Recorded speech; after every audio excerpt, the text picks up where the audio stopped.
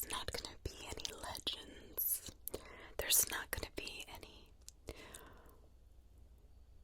well, maybe this really didn't happen, because all of these certainly did. There is no disputing that fact. But my question to you,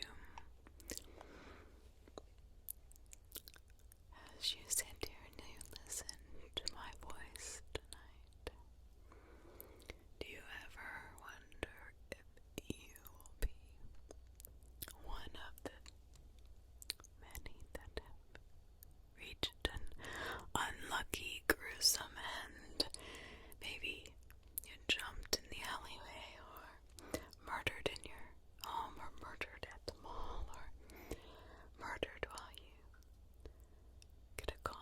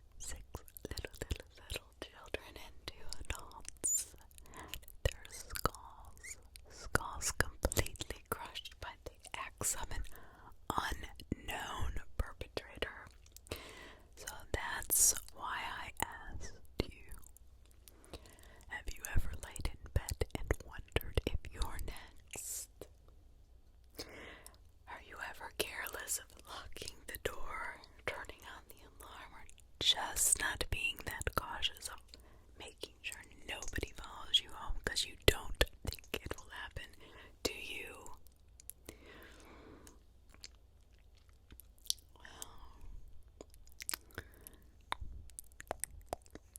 This house is now a tourist destination, and of course they profit from it. This haunted home, I guess. But was it really haunted, or was there a man with an axe roaming the halls?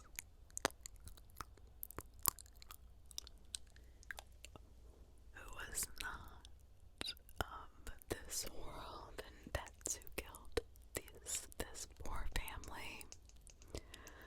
Because in November of 2014, just 10 years after the house was purchased, the haunting of this house that had been reported as strange and paranormal experiences, such as visions of a man with an axe roaming the halls, or the faint screams of the children being slaughtered.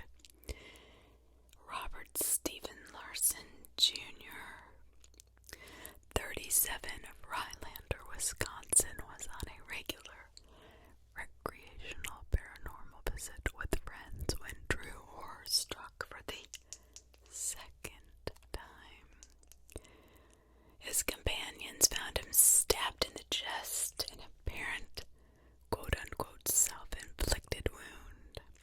They called 911 and Larson was brought to a nearby hospital before being helicoptered to Crichton University Medical Center in Omaha, Nebraska. The Montgomery County Sheriff's Office said Larson suffered these self-inflicted injuries around 12:45 in the morning.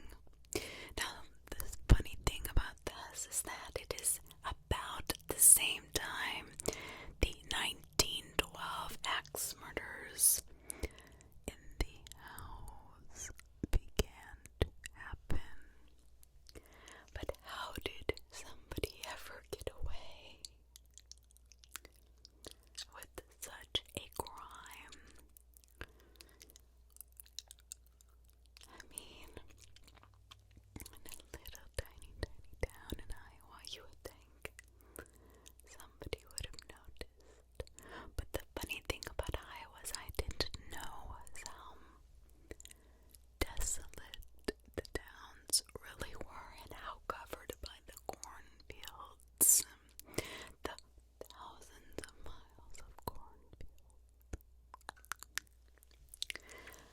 I mean, just thousands of acres, excuse me. Now, Larson recovered from his injuries, but has never spoken publicly about what occurred that day. So, a gal named Martha, or Miss Lynn, the owner of the home, was very disturbed by this. You know, she said that you want publicity, but you don't really want this kind of publicity. I mean, everybody wants to have a good scare, but they don't really want to have a good scare, if you know what I mean. Even though it's still open for tourists to visit, and overnight stays up to this day, nobody will really know what it is that is haunting this house.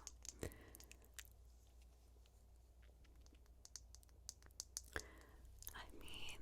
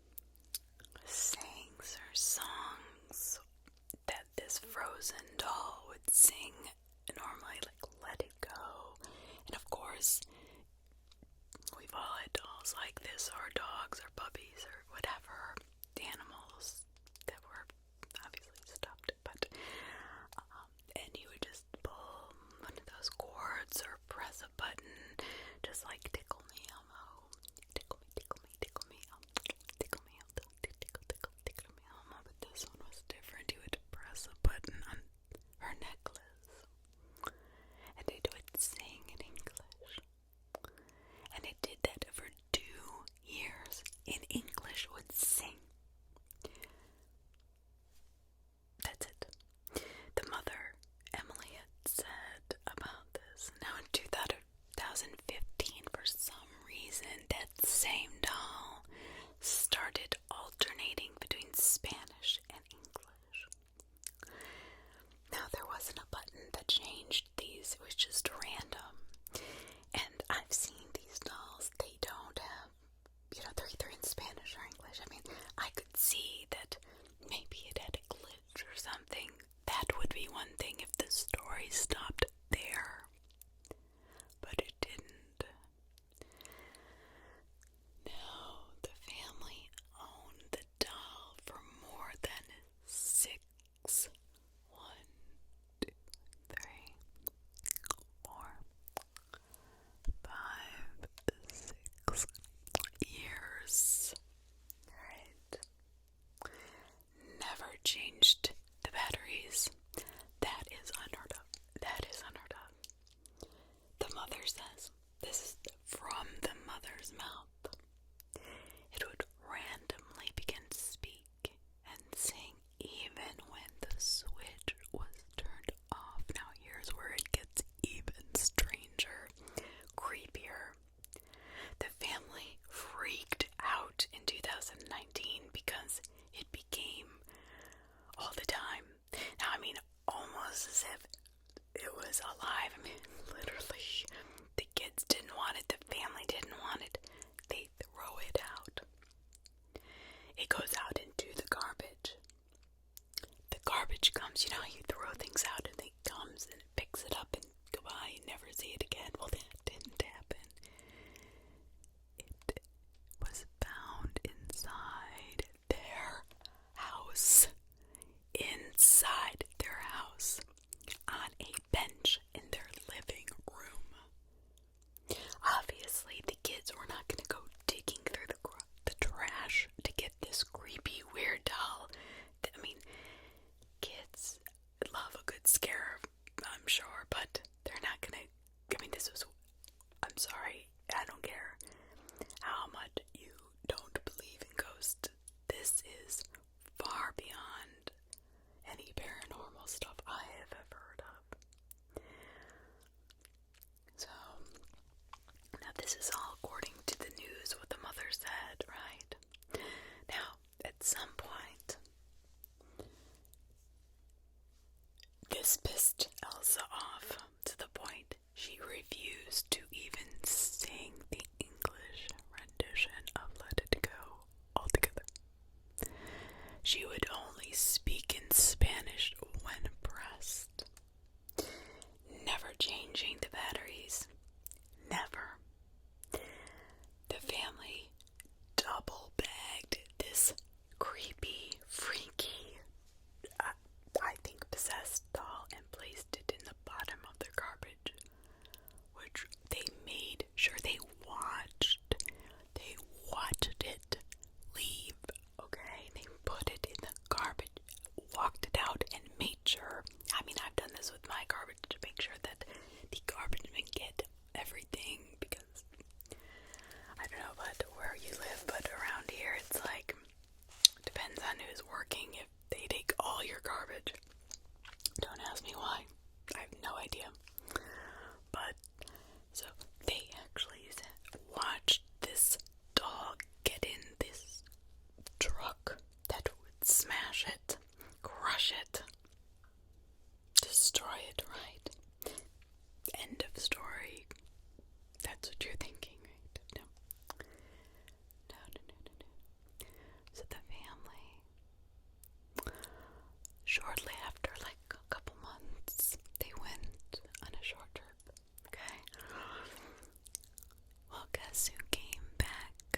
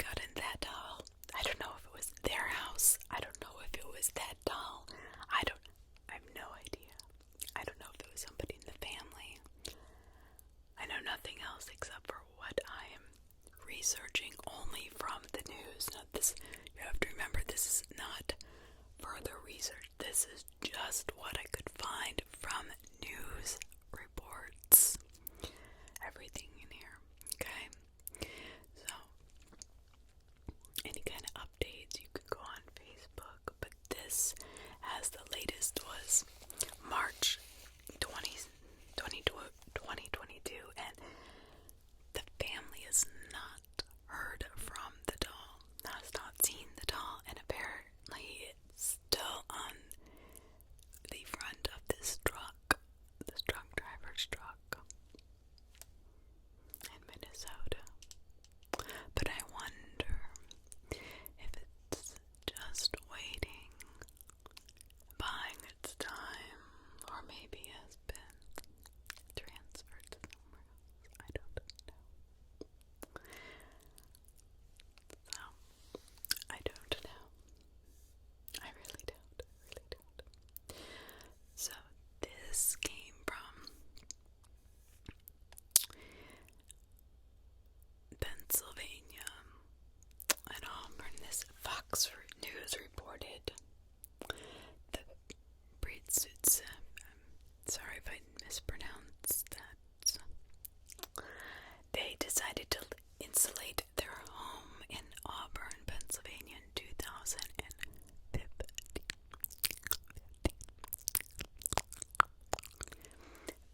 And I have read of this before. They discovered that it had already been insulated with scores of dead animal carcasses.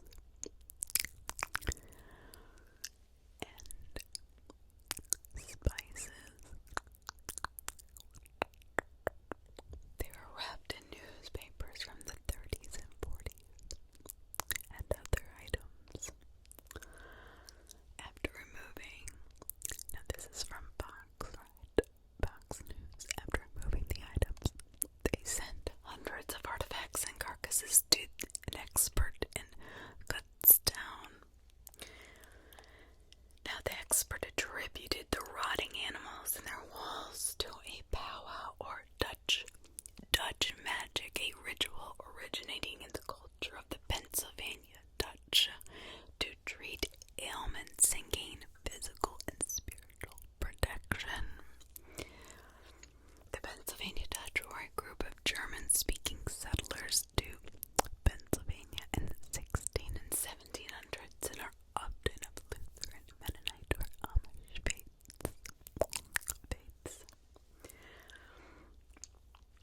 I had also read that these were to protect them from witches as well.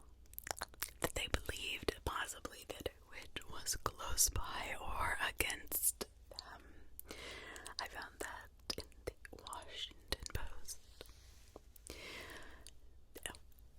So, what does the Washington Post have to say further on this subject? Many spells deal with the care of livestock, finding water, or the treatment of minor ailments, reflecting the conditions and concerns of early American settlers. But here's this that I also read from the Washington Post, does come straight from them. Powwow was also within a tradition of dark spells and conjuring demons. Conjuring demons.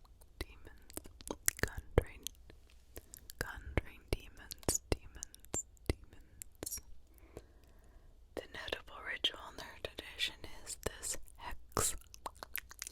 Hex to create loyalty in a dog. So, quote, to attach a dog to a person, provided nothing else was used to effect it.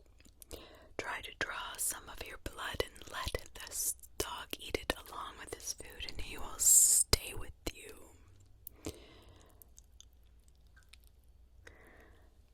So, some of the family members started getting sick. This illness actually was discovered when the lab came back after going through all of the carcasses' bodies. They found a specific kind of mold.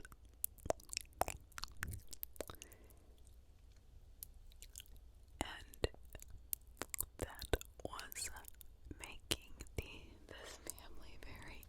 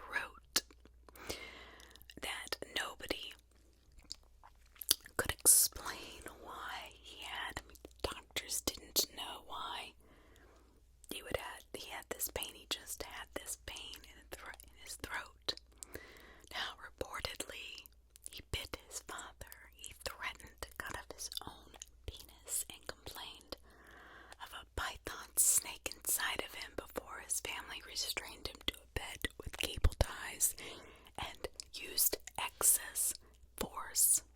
So they had to jump him basically and put him into bed and then cable tie him to the bed. Now, quote,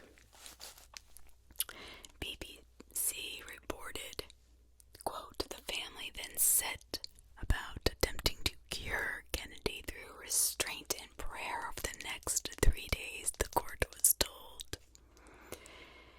Now, his brother Colin Ive told police, according to BBC, it is clear that this thing was in him.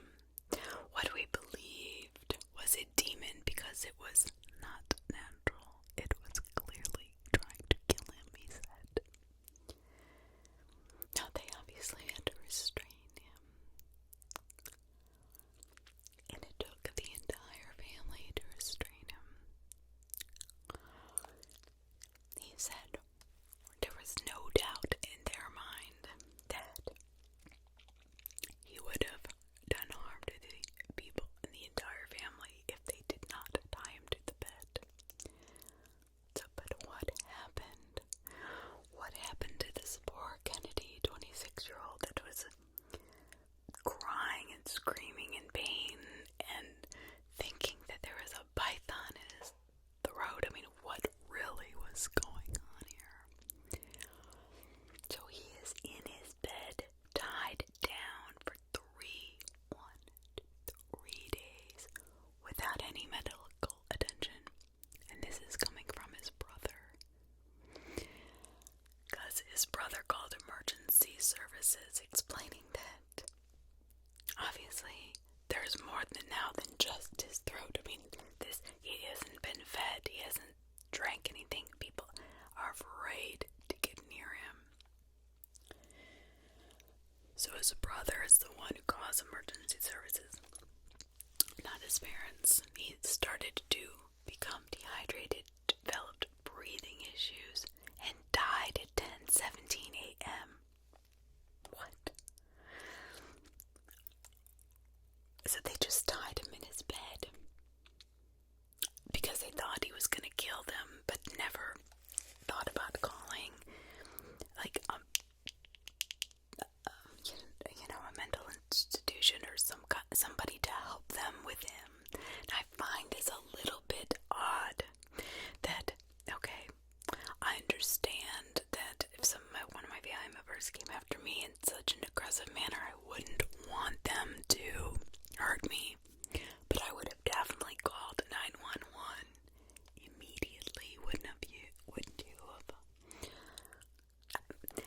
This part doesn't really make sense, because if they really cared about him and really loved him, they would have called as soon as they restrained him. Why would they keep him tied to the bed for 3 days with no medical, no emergency services, no mental health professionals? Because remember, you have to remember that this is not the 1800s. This is literally in 2016, so not that long ago. And this kid was not an old person, he was 26. So I have a really hard time believing this. So I go on and read an independent reporter had claimed,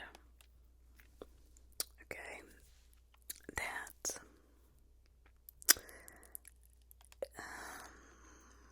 when the police were at the house, Colin Ive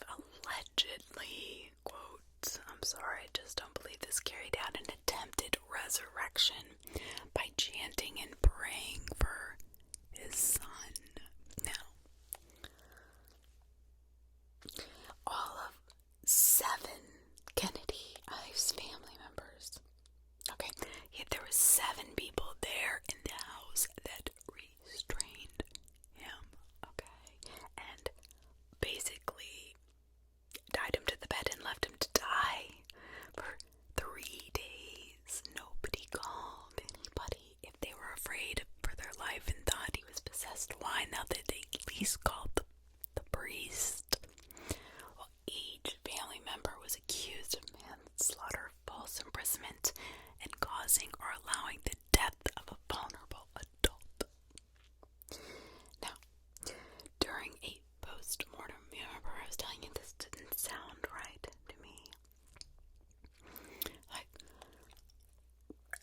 if you put yourself in somebody else's position and one of your family members that you love, your child that you love, all of a sudden starts becoming erratic and aggressive towards you, you're not going to just tie them up and leave them, right? So the post-mortem examination revealed over 60 wounds, including a possible bite in Kennedy Ives' body and his father, Kennedy Ives, along with 4 of his brothers, sustained injuries as well. So there was definitely fighting going on, but Kennedy's body in itself had 60 wounds. Kenneth Ives, his father, the BBC, now this is from the BBC. When they took this to court, he told jurors that he ordered his sons to take shifts. What? I mean, and use overwhelming force, but denied that an association with occults and secret societies played any part in this 26-year-old man's death. It took 4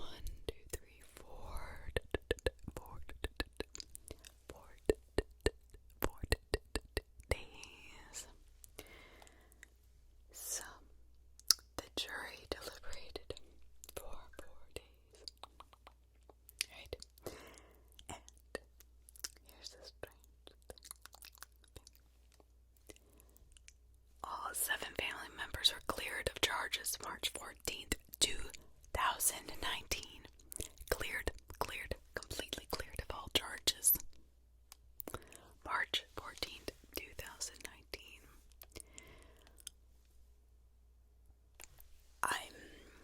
I'm actually speechless because there was something going on there. It wasn't just this kid that was held down in the bed that was doing harm. I mean, this poor kid, Kennedy, I've had all these wounds. Now his brothers did too, and so did his father, but not like their son and brother. I just don't, I can't imagine that the jurors would allow this to go. That they are cleared of all charges. I find that to be very strange. Now, like I said, I have not really dug deep into these cases other than just what the media has to say. That's all it is. So, I may actually research that one a little bit more because that's very, very strange. Now,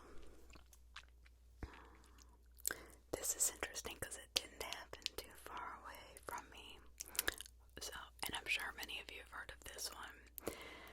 The Tampa Bay Times. And I remember this clearly because friends of ours live not that far from them. It's the Florida devil worshipping case.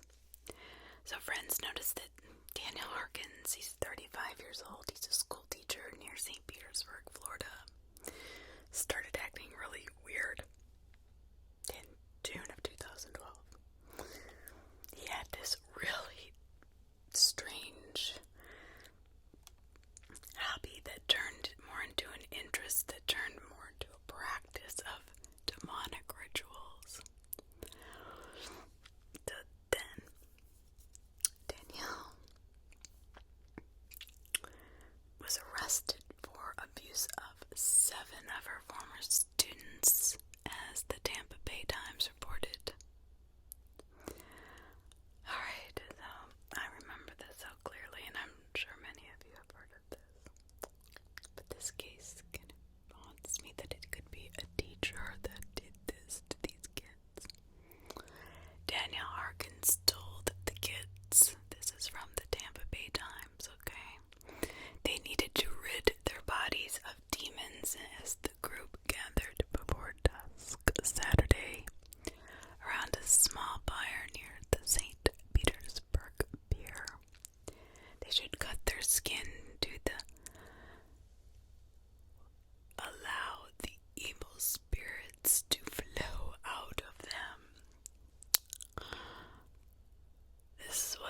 said that she told the children they needed to burn the wounds to ensure that the spirits would not return.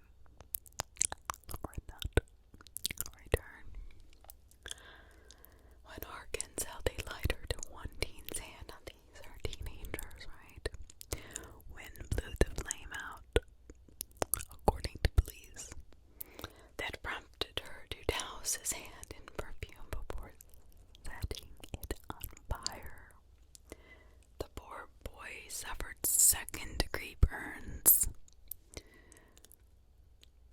Another student of hers was cut on the neck with a broken bottle. And this is all according to the police report. Harkins used a flame to heat a small key, which he then used to cauterize the wound. Now, all these kids went willingly, I guess. And they were notified because a friend of one of the students who participated in their ritual raised alarms. Yes, I would imagine so. If one of my friends was like, yeah, we went down to the beach and we got ourselves and released spirits, and then, my teacher, Miss Harkins, right? Well, yeah, she got us with, she cauterized the wounds. I'd be like, okay, wait a minute. Let's back up here. Let's back up. This is not normal behavior. Even at 16 or 17, I'm sorry, this is strange behavior. The teacher is somebody you're supposed to trust. Who's supposed to take care of your children while they're in school, no matter how old they are. When they're in college, they make their own decisions, but there's still a person that people trust. You go to your teacher, your counselors, because you trust them. They're supposed to be checked out, mental health, fingerprinted, make sure that they're not, don't have any background, child abuse cases. There's so many things that you do want your children not to be around from their friends. You don't need them to be around an actual teacher taking them to the beach, cutting them, cauterizing them, telling them they have evil spirits coming inside their body and they need to bloodlet them out. So, none of the students themselves told their parents about the event or would comment on what happened. So she was arrested for aggravated battery and child abuse. So NBC, now this is NBC, investigators say they've spoken to Harkins, but she didn't spell out what type of religion would require such drastic measures. I don't either. Even of all the videos I've done, I don't know. That is a very strange, to let the evil spirits out of you. Even with devil worshipping, I'm really, maybe other people have, I've just never really been into it. If you know, let me know. So she hasn't exactly informed us what she was trying to accomplish either with this. So Ms. Harkins herself has never really spelled out or talked about what the hell she was doing with these kids, cutting them and what? I'm sorry, this is why I don't do true crime anymore. I just get too upset. Now, of course, the death of Elisa Lamb, I've been I don't know what the story is. There's there's two sides. It is in the Cecil Hotel in Los Angeles, which closed down, and she did have mental health problems. And when I read this, I was thinking, I know this has been in the news a lot, but there is a lot of really strange things about it. Like her shoes were off, she was naked. How you couldn't get into the water and take your clothes off and then throw them over. Obviously, somebody had to throw her in there. I don't know. I mean, there's a lot of speculation, a lot of different opinions on this. But all we know was she was mentally, not completely balanced when she was off those meds. She was supposed to be taking meds according to her parents. And she was checking in with her parents every day because they were really, really, really nervous her going by herself on this trip. She wanted to go on this trip. She had planned the whole thing. She was vacationing throughout the West Coast, documenting, blogging her trip. I mean, her parents were nervous, but they knew she was an adult, so, there's not much they could have done. But she's last seen. Now, I do find I'm a numbers person. January 13th, 2013. Now, the number 13 has been, obviously, throughout time known as the number that nobody likes to associate it with themselves, and almost every hotel, every condominium, whatever, does not have the floor number 13. I can remember going to my grandmother's place in Tower 80 in Akron, Ohio, and she was very superstitious, my grandmother, and she would not live in a building that had a floor 13. But here she's not seen on January 31st, flipped around, it was 13, 2013.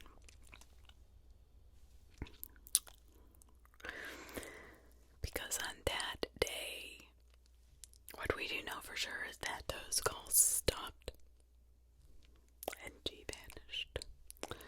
Now, then there was reports from the other guests in the hotel that there was this horrid, rancid, putrid smell coming out of the water, and then it was brown. It was almost like, and it was thick, and it stunk really bad for a while, and they could not figure out what it was.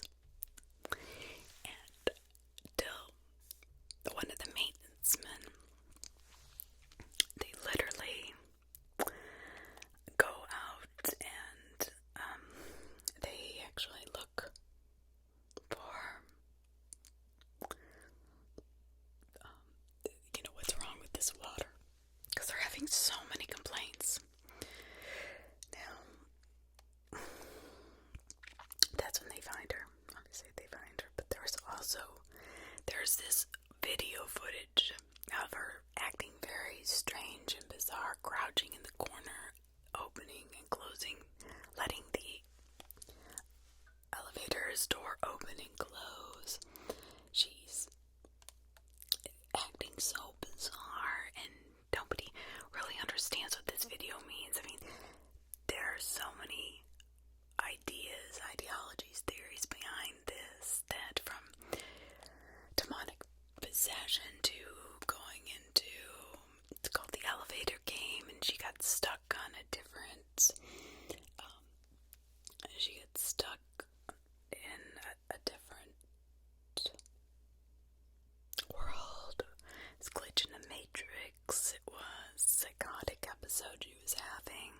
Some people say that the videotape was actually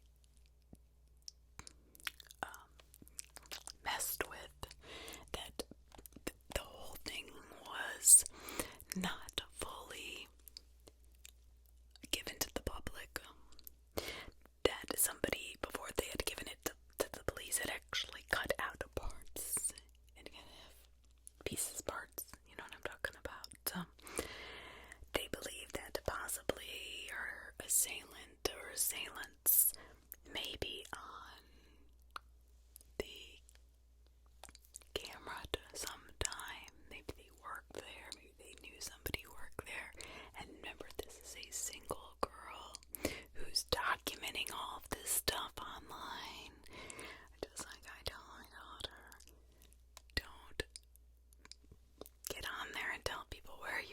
what you're doing 24/7. It is just not a good idea. People can track you down. You know, she did talk about her mental illness online. I mean, she was very open about it. Parents did say that she had gone off her meds. It seemed that she was acting a little bit suspicious, so now there could be a few reasons why. Maybe somebody was after her. Maybe somebody was putting something in her. I don't know. I'm just throwing this out there. Because nobody knows. All we know is that she was found naked and no shoes, nothing in the water tower. But to the point of where she had actually started to decay and water started to smell. And do you know how hard it would be to actually pull somebody's body, dead body, straight up into a water tower and throw them over? It would, honestly, I mean, the LAPD released this elevator surveillance, and they also said that it would be almost impossible for her to do it herself, to get undressed and then go in there, you know, unless she jumped in there naked. But I mean, what would make her do that? I don't know. This is a strange case, and this is definitely one for the books, because we'll never actually figure out what actually happened to Lisa Lamb. One resident says, Sabina Boggs says, she spent 8 days there during the investigation, and the shower was awful. Quote, end quote. Quote, when you turned the tap on, the water was coming black first for 2 seconds, and then it was going back to normal. Quote, the tap water tasted, quote unquote, tasted horrible, Boggs said. Quote, it had a very funny, sweet, disgusting taste. It was a very strange taste. She says, I can barely describe it.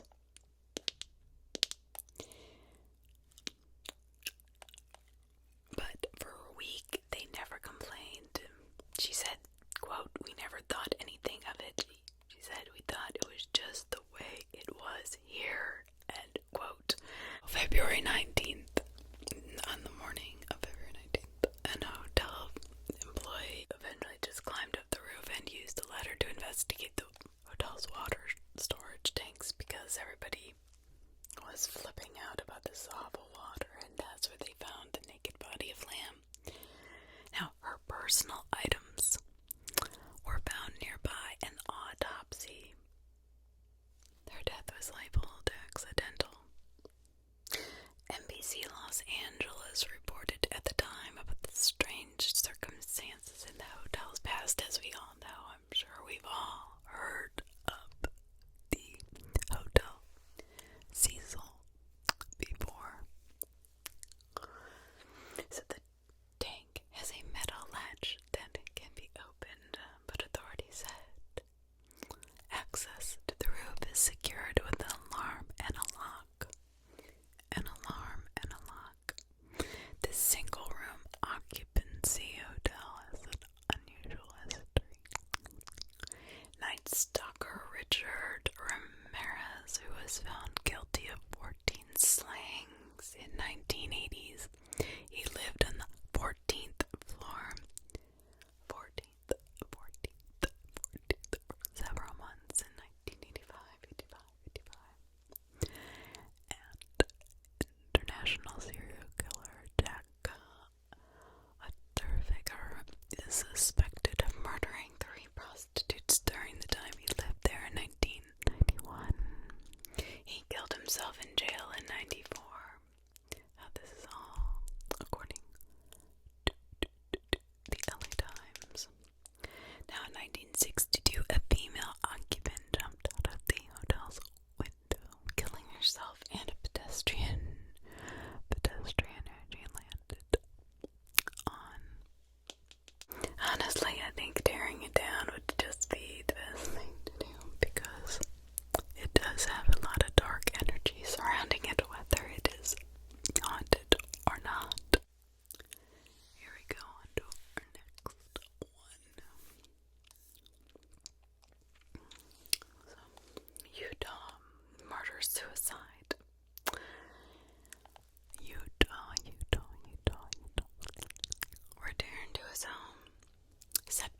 2014.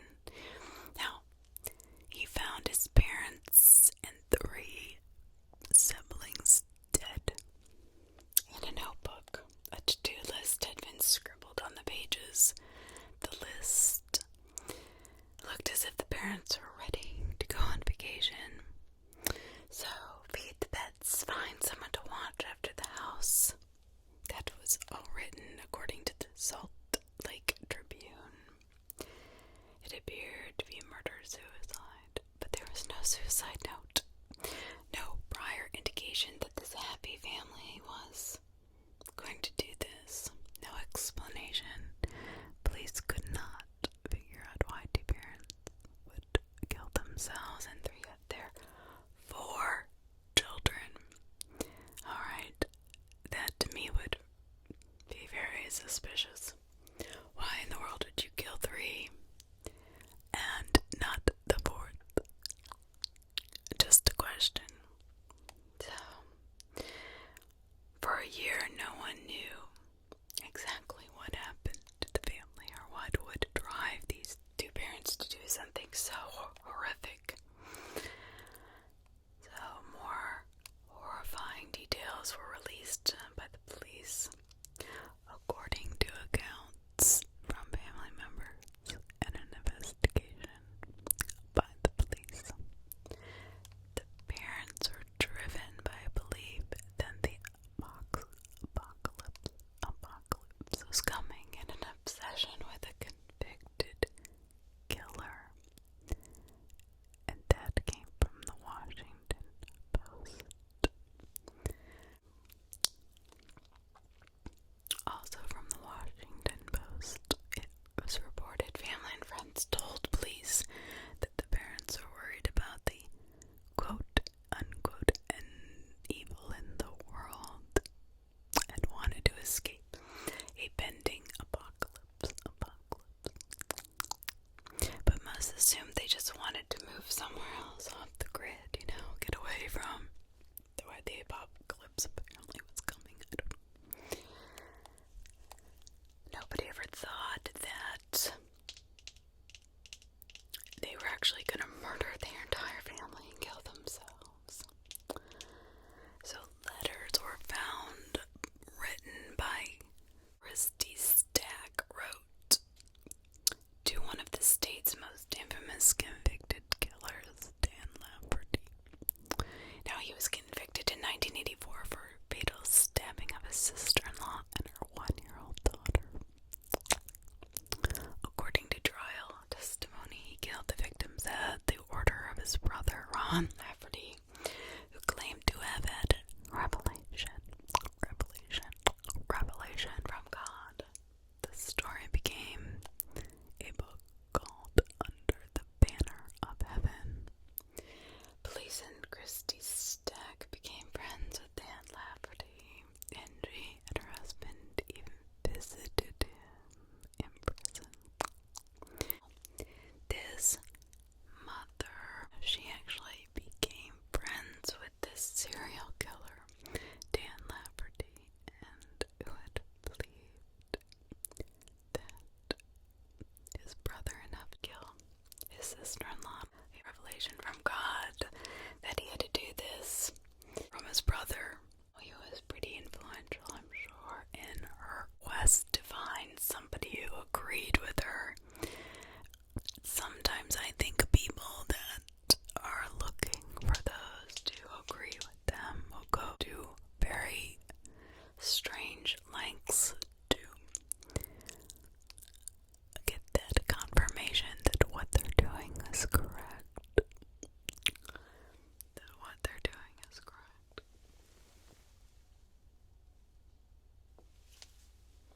Another exorcism, okay.